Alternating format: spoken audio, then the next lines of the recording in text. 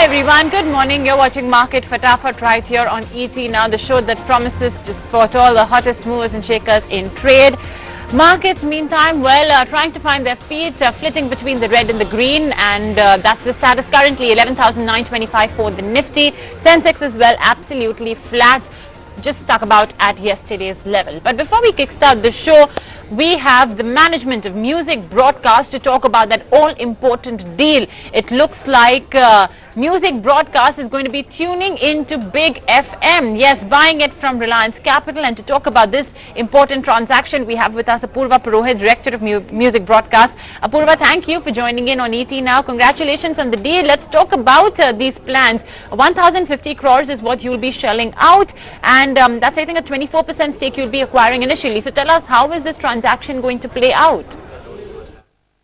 Let me explain the deal to you. So initially we will be investing 202 crores to acquire 24% stake, post which of course this is subject to definitive agreements getting signed, etc. Post which we will be applying for MIB approval, and we expect the deal to culminate, the control transaction to culminate by March 31st, 2020.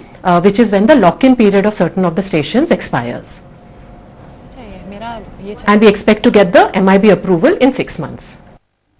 Okay, Apurva, so what does this bring to the table for the company and the combined network? How many stations is it going to own? Which are the cities which you will now have a stronghold on? So Radio City has currently 39 stations, and we have a presence in all the large metros and mini metros in the country across all the 4 zones. With RBNL, we will be adding 40 more stations, so that takes us to 79 stations totally, which makes us the largest network in the country.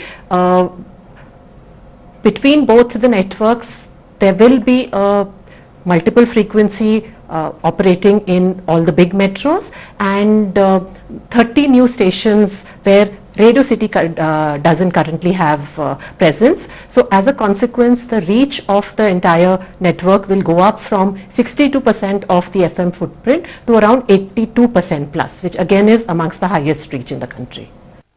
Apurva, how are you funding this acquisition? What's the timeline in place?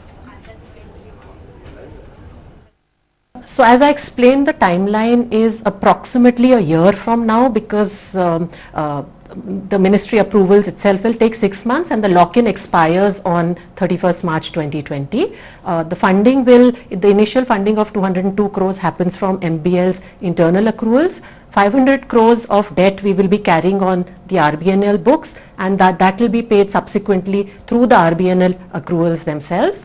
The balance funding, whatever the final amount that comes to basis, adjustments, etc., will be funded from long-term borrowings by MBL or internal accruals. The last, of course, is the least preferred option for us, because as you know, we prefer rewarding our shareholders. So this is broadly the way the funding will proceed. Okay, Apurva, let's shift focus to your fourth quarter numbers then. And I think what particularly stands out over there is the very healthy margin. So the question is, will this 35% margin range sustain? And overall, what were the key growth drivers for the fourth quarter? So as you're aware, this year we've delivered very healthy margins of 35% on an annual basis. Quarter 4 was delivered margins of 39%. So we certainly believe that the margins will only be on an upswing, primarily because radio is a fixed cost model business, and operating leverages in this business are very high. In fact, some of our mature markets deliver margins as high as 40%, 45%. So definitely margins will keep on improving for this business. What about ad revenue? What's the outlook on that? And what was the impact of, the general elections and state elections on your revenue? As you are aware, last year has been fairly muted for, the economic conditions were average. There was a fair amount of uncertainty in the market, etc., etc. So given the fact that there is a stable and incumbent government back in place, we obviously expect sentiment to improve in the short term, and advertiser spends to only go up in the coming year. And we obviously hope that the government will look at several structural reforms and increase their own spending so that consumption gets fired in the country. So that is our expectation of the coming year. As far as the elections are concerned, yes, there was election spending in the last year, but it sort of got spread between Q4 and Q1. Okay, Apurva, just give me a guidance over here. I mean, analysts are saying that you will be able to do a revenue growth in early double digits over the next 3 years. Do you think you will be able to do that? Are you on track?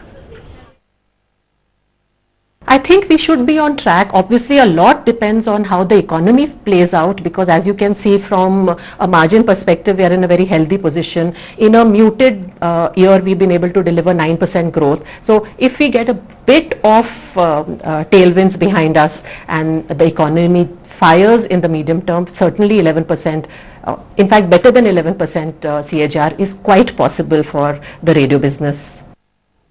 Okay, Apurva, thank you for joining in. Congratulations once again on the deal, and wish you good luck for the coming months with a big FM being added onto your portfolio. Well, from one management to another, Jindal SAW delivered its fourth quarter numbers last week. It was more or less of a mixed bag because yes, the top line growth was strong.